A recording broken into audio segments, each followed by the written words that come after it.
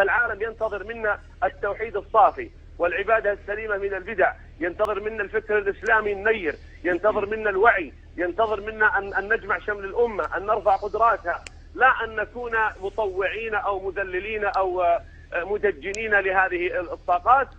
وفي شباب الخير الكثير، ونحن والله شوف حتى بعض الشباب الذين ذهبوا وإن أخطأ بعضهم الطريق حينما يذهب إلى جبهة مثل داعش وغيرها، تنظر في جانب همته وفزعته ونخوته وحبه لنصرة إخوانه، فترى فيه جانبا يجب أن يشكر في غيرته على الإسلام والمسلمين. وإن كان الموضوع أننا نخاف أن يموت، فقد مات في التزلج على الجليد وفي الراليات وفي التفحيط ومع الدرباوية وفي المخدرات وفي أشياء الآلاف. نحن نصلي على 6000 قتيل من حوادث المرور كل عام، فلماذا تقوم الدنيا حينما تزف البشرى بأن أحد شبابنا استشهد في سبيل الله